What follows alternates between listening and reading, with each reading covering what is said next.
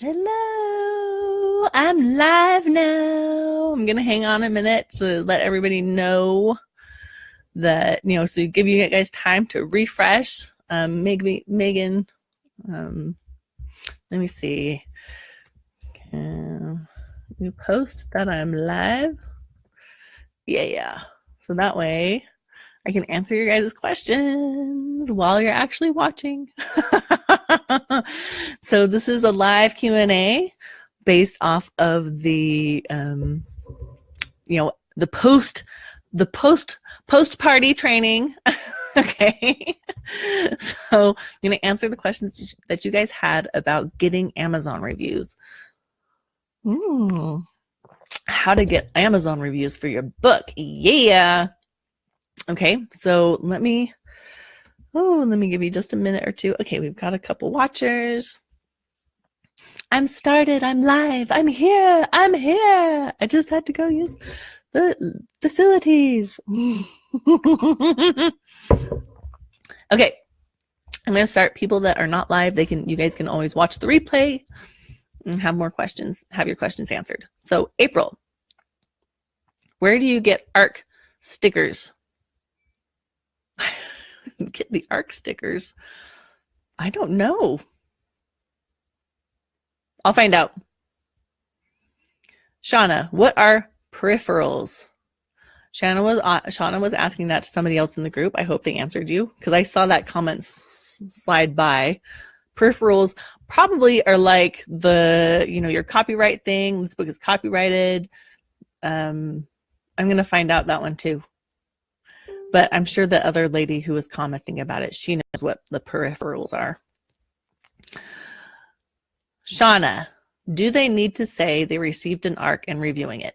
Yes. Martha Duke Anderson, we send PDF copies to the reviewers. I recommend asking how they would like to receive, like what format they'd like to receive it in. There are different formats that people prefer. Baseline PDF works for most people. I mean, I can send a PDF to my Kindle and read something on my Kindle. So that's, pretty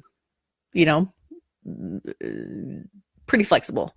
But what I recommend is asking them. And I would give them a couple options. So it's not like all the options that you then have to format. But if you say, I can send you a PDF, or I can put it up on InstaFreebie and you can grab a copy there. So that gives you more options and then narrows it down so that you don't have to do a ton of formatting in all different kinds of crazy ways. Danny Ritter says, should you just leave positive reviews in response to the idea of leaving reviews to spread good juju? This is what I would do. I'd like to just leave good reviews. Hi, Rosanna. Megan, gotcha. I like to just leave positive reviews. I think there's enough out there that it doesn't have to be all positive. Like I definitely would leave a 4-star review and be like, I like this and this and this and this. Could have used a little bit of this. I think that's fine. I don't recommend leaving 1- and 2-star reviews because somebody else can do that. Somebody that's not an author. Other readers can leave the bad reviews. You can leave the good ones for good. I think it's good juju. I think, imagine if you were in that person's place. Somebody else can leave those and you can keep your conscience clear and keep that good juju going, because you do want to. The next step after leaving the reviews is sharing that you left a review with the other author. And so if you're doing this regularly and maybe you don't like a book, but that author is friends with an author whose book you do like, because there's author circles, and it's not. And especially if you're within a very specific genre, you don't want to be known as that author that leaves bad reviews. Because because you are going to be in this circle shortly. because that's what you're doing. So these are your future friends. These are your future people who are going to promote your book. And so do you want to leave bad reviews on their books? Yeah. I mean, if you do become friends with them, you can say, this is what I didn't like about your book. And, if you have that kind of relationship. But my recommendation is 4 and 5 stars. And if it's 4, tell them why. But put all the goods and the could have used a little bit more action, but all around good book. Tracy, when is the boot camp? The boot camp starts in the second week of January. So this is the pre-boot camp party. And the boot camp starts the second week of January. If you come to the webinar tomorrow to find out about exactly what's in the boot camp, that will give you more information there tomorrow. But you'll be able to sign up after tomorrow for the boot camp, and then it starts mid-January. So the holidays will be ended, but you're still it's the beginning of the year and I'm going to rock 2018, energy going with you. Okay. Are there any questions right here, right now? Okay. I'm going to go to some of the questions people had before the live call. I'm going to answer those so that they can come and get their answers. They can get their answers on this, even if they aren't here right now. So Karen said, easy question. How the heck do I get more of them? And I hope, Karen, that I just answered that question. I hope I just answered that question in the previous training. So I hope you got some really good help there, so that you can so that you can have a bunch of reviews on your book. Let's see. Cassandra asked, is it best to have friends and family leave reviews on other sites and not Amazon, or should they just not mention that they know you? What I'm going to say, and this is what I'm going to say, Cassandra, is that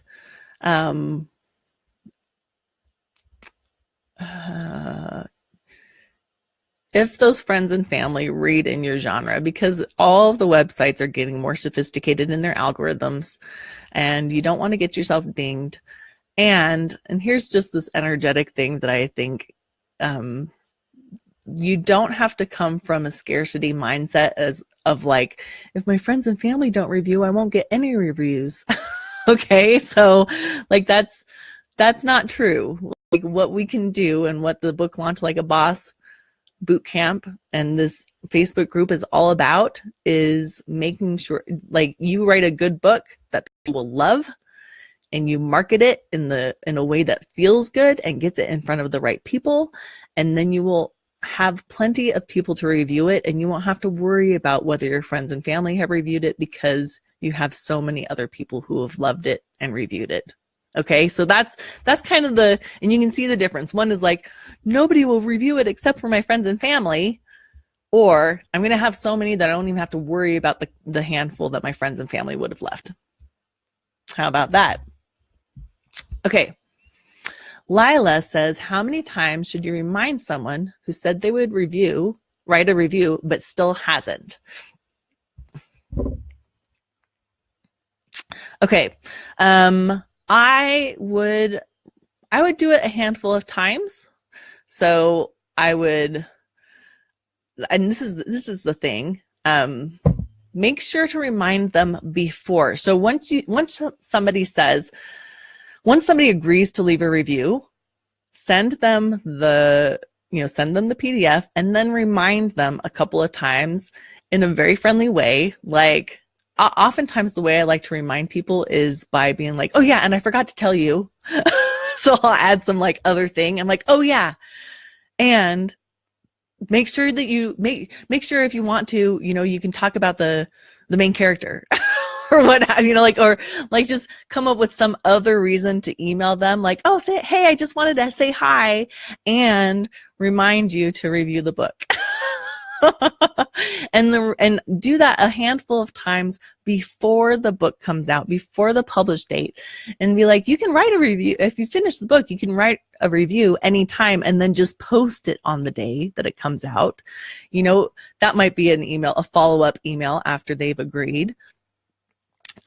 Because what happens is after people have said they would write their review and then they haven't, then they start feeling guilty. And a lot of people when they're feeling guilty, go into denial mode or ostrich mode, where they're like, I said I would, but I haven't yet, and so I'm pretending that I never said I would. Right? And we all know this happens because we have done it ourselves. Like, I have absolutely done that. I've absolutely been like, I said I would do this thing and I haven't. So now I'm pretending that it doesn't exist in my life. So the best thing to do, I would follow up a couple times. If that doesn't work, let it go. Let it go, and make sure that you have a strategy next time for reminding in advance. So that way they have every opportunity to remember. Don't just assume that because they said they would one time, that their writing of your review is as important to them as it is to you, because it's way more important to you than it is to them, because it's a review on your book. So remind them a handful of times beforehand in a very friendly way, and nobody will be upset about that. I do it all the time for things, and people like the reminder because they're like, oh yeah, I did want to do that, but I forgot about it in the busyness of my life. Okay. Sorry, that was a little bit long, but I want you guys to get the best response for the people who have said, if they've said yes, that's how you get them to do it. How do you handle bad reviews? Do you follow up? Lori, that's up to you. I like to think, I like to think bad reviews are, I like to celebrate. Depending on the review. Like, I got my first bad review. I'm a real author now. I'm all grown up. So, you can follow up if you want to. I think it's different with, I think following up with books is different than following up with with a restaurant or with some other kind of product, because cat number 3, Catley, because you're not going to replace the book with a new book. Like, oh, my light came and it's not working. You're not going to replace it with a new book. The book is going to be the same. I mean, you could reply and say, hey, if you really do appreciate their feedback, you could say, hey, I really appreciate that feedback. I'm going to try and integrate it into the next book. If you are, like, be honest, but that makes people feel like, if they like some things about it, but they're like, oh, but I didn't like that bit, then you may have just made a new friend and made a new ideal reader, because if they know that you're really listening to them, people will love that. So that's what I say about that. David J. Cooper said, what's the easiest way to get reviews? Watch the training. and then implement. Amazon. Howard says, how do you prevent Amazon from removing reviews? I've heard you can't give free copies in exchange for reviews. And I did address that. You can give free copies in exchange for reviews, specifically for books, not for other things. So if you have other products on there that you're like, and I also sell stuffed animals, you can't do that, but you can do it for books. So they shouldn't be removing those reviews. They will only remove the reviews if you aren't following the rules. So again, I left that link. It's the Amazon. I left it at allwriterswelcome.com/Amazon reviews, and that has the frequently asked questions on what are the Amazon's rules for reviews. And if you follow them, they shouldn't be removing them. If you see that they have removed one that shouldn't have been, you can go and contact them and make an appeal. Stacy says, other than giveaways, what's a good way to get them? Or how do you handle people who say they'll write a review but never do? Watch the previous videos and about 3 or 4 minutes ago on this one. Rita, I hope Rita was asked if this training would benefit her because she's using Kobo and not Amazon. And I think probably yes. You can always write the questions at the, ask for a review at the end of your book and send out ARC copies. So I hope that those were strategies that work for you. Can you send a review request with the book? By Carolyn Cook is what she asked. And I say yes. Yes. Beth Burnett says, how do you ask people who say, hey, I loved your book to write a review when you've already said it to them once without being a pest? So this is like, hey, hey, I loved your book. Great. Can you leave a review? And they're like, yeah, sure. And then they didn't. And you're like, Beth, I always think just being really authentic is the best way. So like if you open up to that and this is Brene Brown, who I've learned so much from. Brene Brown is, vulnerability calls to vulnerability. So when you make yourself vulnerable, it allows other people. Open-heartedness it calls to open-heartedness. And so if you say, hey, I know you said you loved the book, and it would really mean a lot to me if you could leave a review. And then because again, people have the same problem that we all have, which is how do you write a good review? Give them the template that I'm going to post into this group right after I do this live Q&A.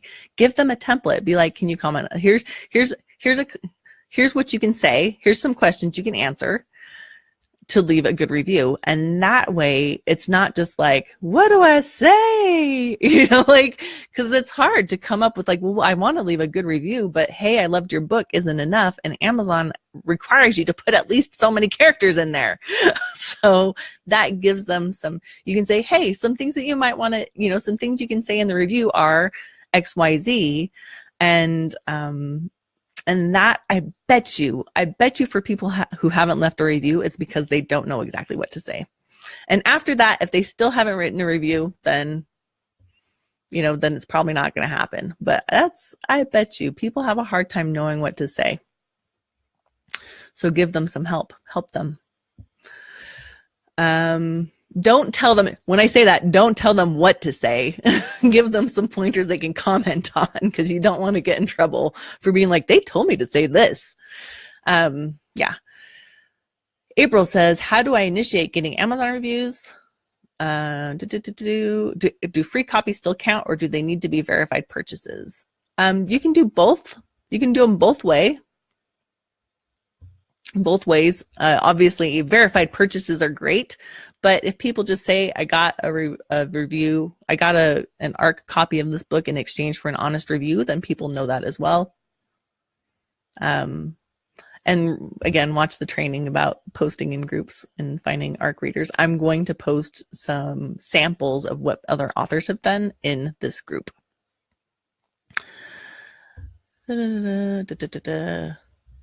Dr. Chastity Adams, I'm concerned that I will be unwilling to sacrifice time with my family to devote to the hard work that will definitely go into this task. Yeah, that's, it's that's what we all have to, that's what we're all saying is like, how do I measure up what is important to me versus time with my family?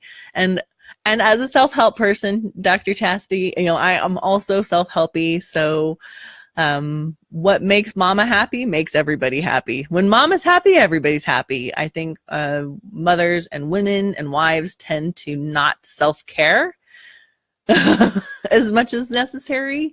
And so if this self-care is your dream of being a successful author and that's what you need, it's a good example for the young ones in your life, and And when you're happier, you have more to give. So, but you know that. You know that. Okay. Daniel Ritter, I am very interested in getting reviews on Amazon and how to get a mailing list going without becoming obnoxious and driving customers away by trying to sell too hard. That is not all specific to this question, but to the topic of Amazon reviews.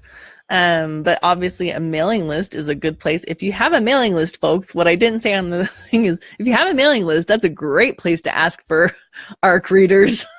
They're already on your list. They already like you, and you can just send an email out to your list saying, hey, I'm looking for ARC readers. Is anybody interested? And have them fill out that Google form. Yeah. How do you... Danny, I'm going to say, did I say Daniel instead of Danny? Oh, sorry. I think it's Danny. And then the other thing I'm going to say is,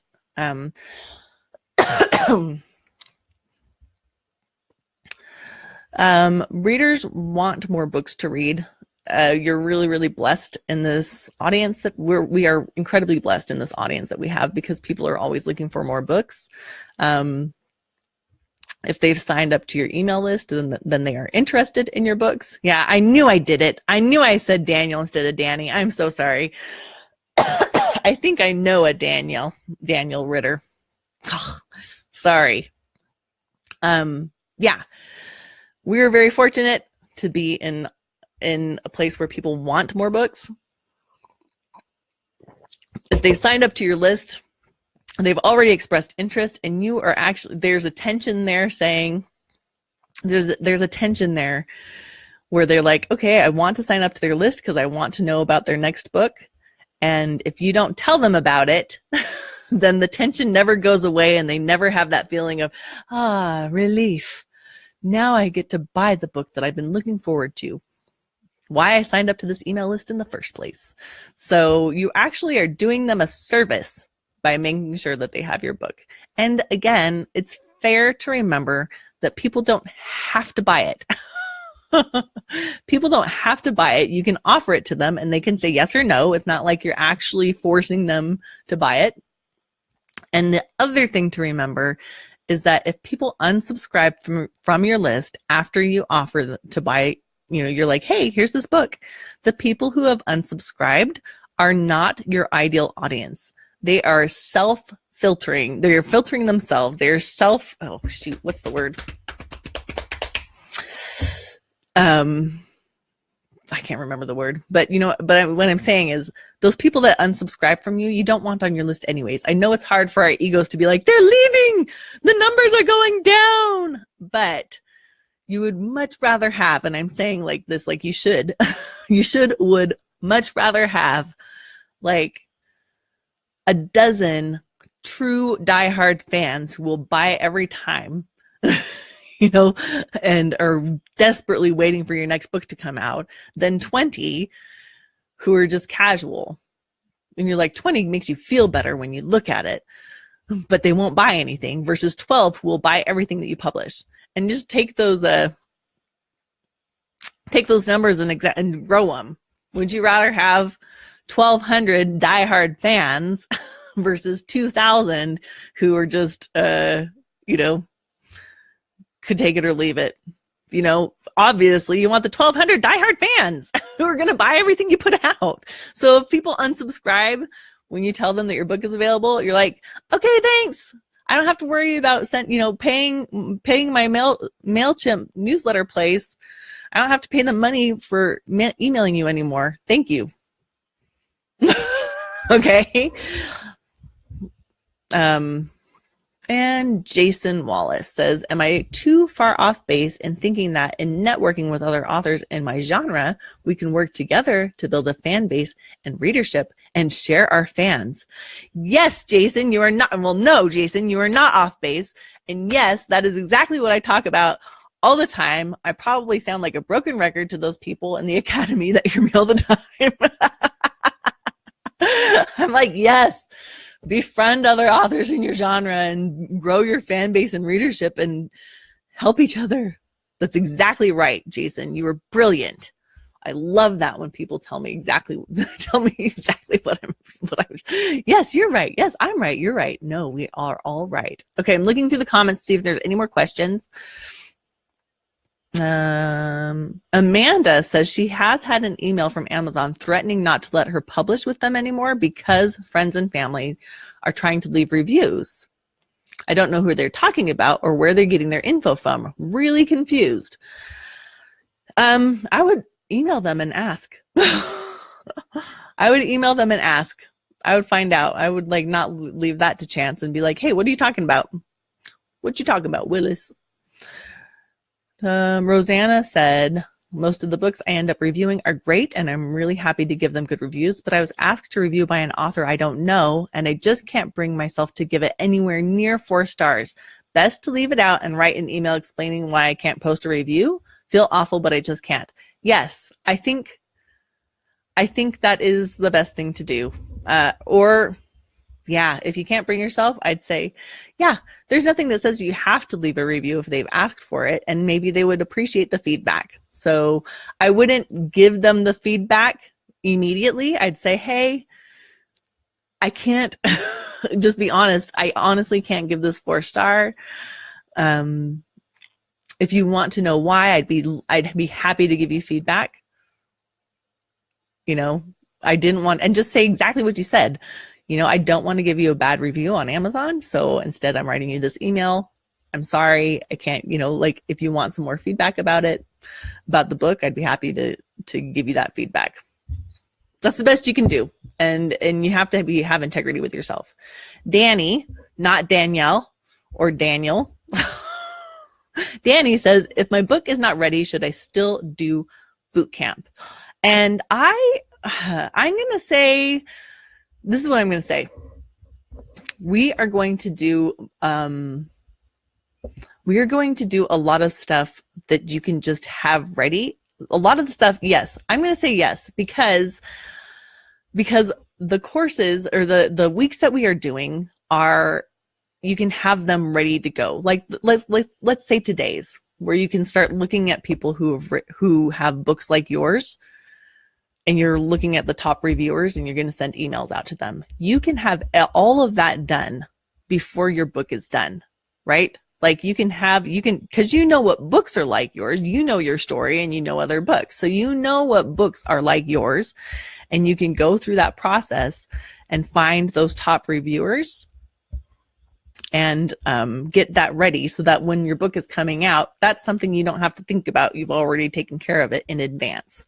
The same thing with ARC readers. You can start building relationships with your potential readers and your ideal readers right now, right? You can do that anytime and building your list. And then when your book is ready, or a few weeks before ready, because you need a month notice to give them anyway. So even if your book is a month away from being ready, or if it's, you know, like, that's the perfect time. So yes, I'm going to say yes. I think you would get amazing value there. Take action. We're taking action. You will have the things to do now so that when your book comes out, it's all of your marketing is 85% done. And all you have to do is send an email out. All you have to do is just send them what you've already prepared.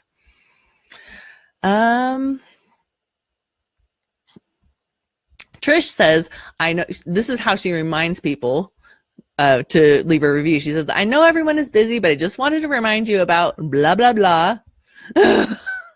You know, and that's great. It can be a simple thing. I know you're busy. Lori says, Dear Amazon, this is the greatest work of literature ever written. The author told me to save that. 5-star book. Do not do that. Lori, you cracked me up. Okay, you guys. Hopefully you got all your questions answered. Hopefully you feel really confident of how to go out and get some awesome Amazon reviews. And if you are interested in finding out more about the Book Launch Like a Boss Bootcamp, go ahead and come to the webinar tomorrow. Okay. It's an 8-week course, the 8-week boot camp, and the webinar, finding out about it doesn't cost you anything. So come along and hang out with us. We'll have fun and find out if it's a good fit for you. Okay. Thank you so much. And we love you. And I will talk to you later. Bye.